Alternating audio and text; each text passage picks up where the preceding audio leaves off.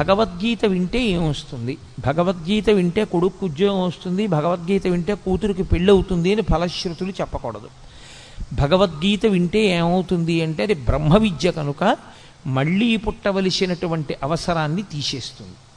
ఇంకా ఇంతకన్నా గొప్పది మనుష్యుడు కోరవలసినది వేరొకటి ఉండదు.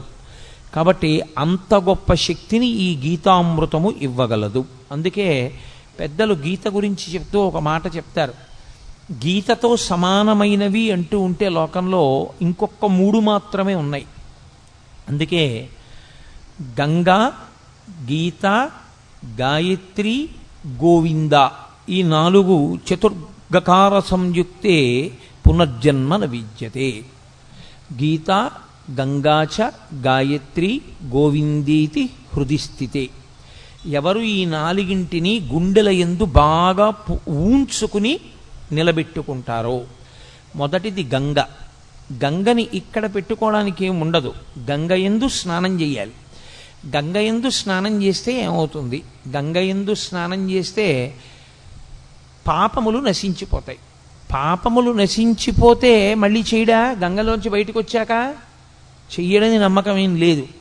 కానీ గంగలో స్నానం చేస్తే వచ్చేటటువంటి ఫలితము ఉత్తర జన్మల యందు కనపడుతుంది.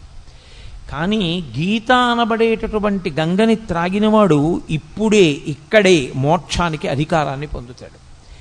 2, అది పరమేశ్వరుని యొక్క శిరస్సుకి తగిలి కింద పడడం వల్ల అంత శక్తిని పొందింది.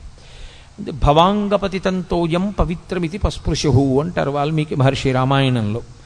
గంగా హిమవంతుని పెద్ద కూతురిగా పరమేశ్వరుని యొక్క శరీరాన్ని తాకి హిమాలయ పర్వతాల మీద పడి తాను అనేక మార్గములలో ప్రవహించి త్రిపథగా అయింది కాబట్టి గంగకి శక్తి వచ్చింది. ఈ గంగ సాక్షాత్తుగా పరమేశ్వరుడి నోటిలోంచి ఆవిర్భవించింది. ఆవిర్భవించినటువంటి ఈ గంగ ఎప్పుడో ఏ జన్మలోనో ఫలితమిచ్చేది కాదు, ఈ జన్మలో ఇప్పుడే ఇక్కడే ఫలితమివ్వగలిగినది గీతామృతమనబడేటటువంటి గంగ.